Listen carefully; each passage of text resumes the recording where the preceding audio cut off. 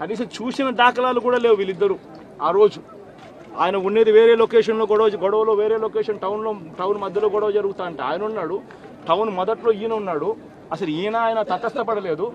ఆయన మీద ఆ గొడవ జరిగేటప్పుడు రాళ్ళు ఇటువైపు నుంచి అటువైపు నుంచి పడ్డాయి. చిన్న రాయి ఏదో తగిలి ఉండొచ్చేమో బహుశా, కానీ చిన్న రాయి కాబట్టి అసలు ఆయన మరుసటి రోజు ఆయన అదే రోజు మెడికో లీగల్ కేసు కూడా పెట్టలా.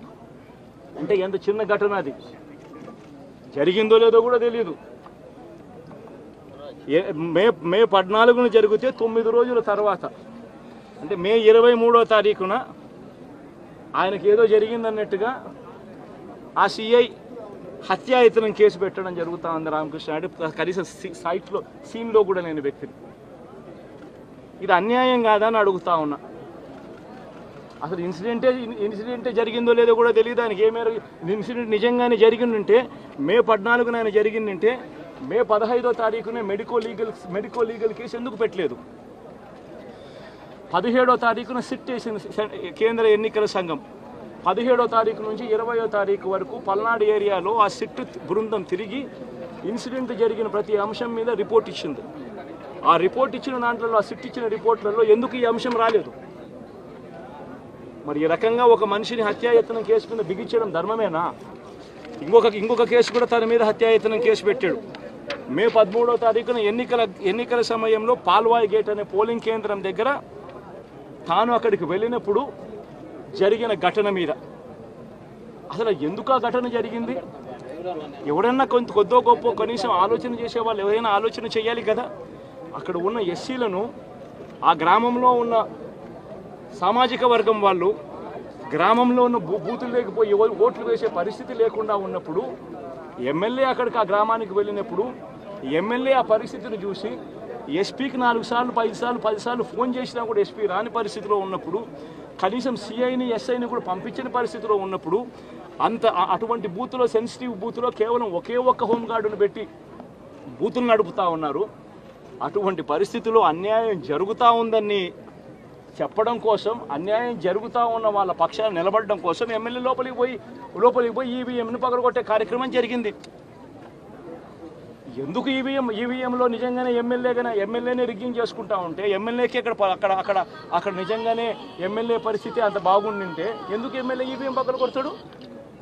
అక్కడ పరిస్థితి బాగలేదనే కదా, అన్యాయం చేస్తూ ఉన్నారనే కదా. అక్కడికి పోయినప్పుడు అన్యాయం చూశాడు కాబట్టే కదా ఈవీఎం పగలగొట్టాడు. ఆ ఈవీఎం ఏదైతే పగలగొట్టిన కేసులు ఏదవుతుందో తనకు బెయిల్ వచ్చింది.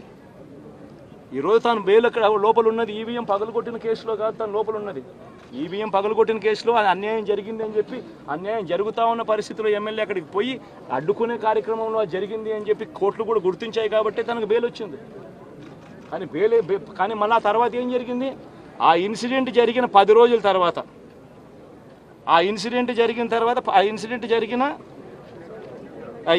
జరిగిన 10 రోజుల తర్వాత, అంటే మే 23వ తారీఖున ఎమ్మెల్యే అక్కడికి వెళ్ళి హత్యాయత్నం చేశాడట.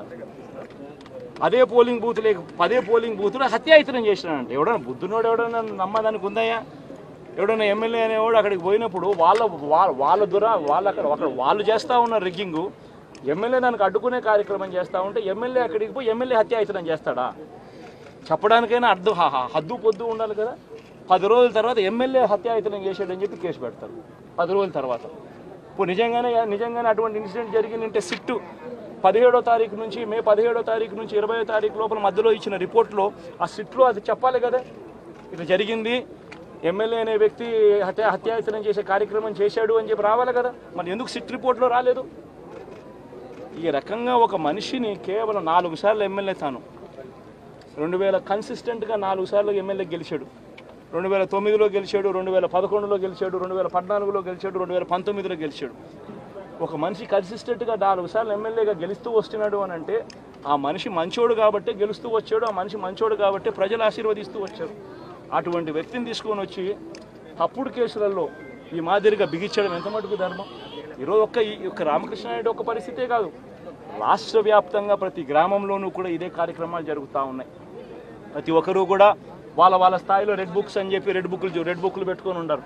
చంద్రబాబు నాయుడు స్థాయిలో చంద్రబాబు నాయుడు ఒక రెడ్ బుక్, లోకేష్ స్థాయిలో లోకేష్ ఒక రెడ్ బుక్, ఎమ్మెల్యే స్థాయిలో ఎమ్మెల్యే ఒక రెడ్ బుక్, మండల స్థాయిలో మండల నాయకుడు ఒక రెడ్ బుక్, గ్రామ స్థాయిలో గ్రామంలో ఇంకో రెడ్ బుక్, గ్రామ స్థాయిలో ఇంకో నాయకుడు, గ్రామ స్థాయిలో ఇంకో రెడ్ బుక్లలో పెట్టుకొని ఏం చేస్తూ ఉన్నారు? అతి దారుణంగా అన్యాయంగా ఆస్తులు ధ్వంసం చేస్తూ ఉన్నారు. రాష్ట్రం మొత్తం దాన్ని చూస్తూ ఉంది, కానీ ఎవడు మాట్లాడడం లేదు. దొంగ కేసులు పెడతా ఉన్నారు, పోలీసులు ప్రేక్షక పాత్ర పోషిస్తూ ఉన్నారు. దొంగ కేసులు పెడతా ఉన్నారు, వాళ్ళే కొడతారు, మన ఇటువైపున కేసులు పెడతా ఉన్నారు. రాష్ట్రం మొత్తం ఇది చూస్తూ ఉంది. చీని చెట్లు నరికేస్తూ ఉన్నారు, ఆస్తులు ధ్వంసం చేస్తూ ఉన్నారు, కనిపిస్తూ ఉంది. ఎమ్మెల్యేలు ఏకంగా జేసీబీల మీద పొక్లేన్ల మీద ఎమ్మెల్యేలు స్వయంగా తీసేసి ఏకంగా పోయి బిల్డింగులు పగలగొట్టే కార్యక్రమాలు చేస్తూ ఉన్నారు. ఇంతటి దారుణంగా నిజంగా చేస్తూ ఉన్నారు అని అంటే ఎల్లకాలం ప్రభుత్వం మీది కాదు, ఎల్లకాలం రోజులు మీయే ఉండవు చంద్రబాబు, అది గుర్తుపెట్టుకో. మీ పాపాలు పండుతూ ఉన్నాయి వేగంగా. ప్రజలు దీన్ని క్షమించని పరిస్థితుల్లోకి వస్తారు. ఖచ్చితంగా మీకు బుద్ధి చెప్పే పరిస్థితులు రోజులు కూడా ఉంటాయి. శాతనైతే మంచి చేయండి, మంచి చేసి ప్రజల మనసులు గెలుచుకుని ఓట్లు ప్రజల మనసుల్లో స్థిరస్థాయిగా నిలబడే కార్యక్రమం చేయండి. కానీ తప్పుడు రాజకీయాలు ఈ మాదిరిగా నువ్వు ఒక్కరిమే చేస్తావు అనుకుంటా ఉన్నావు. ఇదే మాదిరిగా కొనసాగితే రాష్ట్రంలో ఒక తప్పుడు సాంప్రదాయానికి నువ్వు నాంది పలుకుతా ఉన్నావు. నువ్వు వేసే ఈ బీజం, నువ్వు వేసే ఈ తప్పుడు సాంప్రదాయం, రేపొద్దున నువ్వు వేసే ఈ బీజం చెట్టు అవుతుంది. రేపొద్దున నువ్వు ఏదైతే ఇత్తుతావో అదే పండుతుంది. రేపొద్దున మళ్ళీ మీ గ్రామాలలో మీ కార్యకర్తలకు ఇదే పరిస్థితినే ఇదే మాదిరిగానే మళ్ళీ జరిగే కార్యక్రమాలు కూడా జరుగుతాయి. అటువంటి తప్పుడు సాంప్రదాయాలు దయచేసి ఇప్పటికన్నా ఆపండి. నాయకులుగా ఉన్న మనలాంటి వాళ్ళం ఇలాంటివి ప్రోత్సహించకూడదు. ఇలాంటివి ఎవరు తప్పు చేసినా తప్పు అని చెప్పే కార్యక్రమం నాయకులుగా మనం చెయ్యాలి. కానీ దగ్గరుండి ఈ మాదిరిగా ప్రోత్సహించడం అతి దుర్మార్గమైన కార్యక్రమం. దయచేసి దీనికి ఫుల్ స్టాప్ పెట్టే కార్యక్రమం ఖచ్చితంగా చేయండి చంద్రబాబు అని చెప్పి సందర్భంగా మరొక్కసారి చంద్రబాబును ఈసారి హెచ్చరిస్తున్నామని కూడా చెప్తా ఉన్నాం. ఈసారి కోరడం లేదు, హెచ్చరిస్తున్నామని కూడా చెప్తా ఉన్నాం. ఇదే మాదిరిగా జరుగుతూ పోతూ ఉంటే మాత్రం ఎవరైనా కూడా ఊరుకునే కార్యక్రమం జరగదు. రియాక్షన్ అనేది ఖచ్చితంగా ఉంటుందని కూడా చంద్రబాబు నాయుడు సందర్భంగా గట్టిగా చెప్తాం అనుకున్నాం. హెలికాప్టర్ తెప్పించి ప్రధానమంత్రి రాకమునుపు 2 days నేను తిరిగి ఇంచ్ బై ఇంచ్ ఈ పవిత్రమైన మట్టిని నీళ్లతో కలిపింది డ్రాప్ చేస్తా వచ్చాను. Hours together. అంటే ఒక యజ్ఞం. ఆ యజ్ఞం ఎందుకు చేశాను నేను? ఈ ప్రాంతం మొత్తం పవిత్రంగా తయారు కావాలి, ఎలాంటి శక్తులు అడ్డుపడకూడదు, దుష్ట శక్తులు కడాన వీళ్ళు దుష్ట శక్తులు కొన్ని వీళ్ళ ఎక్కడ దిష్టి తగులుతుందేమో అది కూడా తగలకూడదు అనుకున్నాం. కానీ మనం ఎన్ని చేసినా ఆ దుష్ట శక్తుల నుంచి అమరావతి కాపాడుకోలేకపోయాం. దట్ ఈస్ ది ఫియర్, బాధ, ఆవేదన.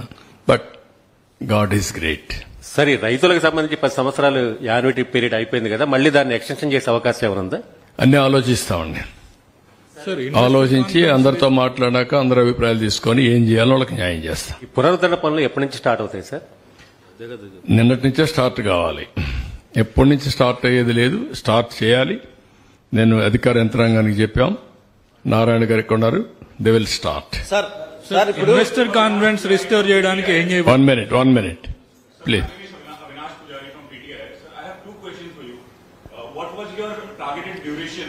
when you were in the government last time to deliver Amravati as a Singapore model, and what is your target now which you have given to your and I marketed all over the world about 80.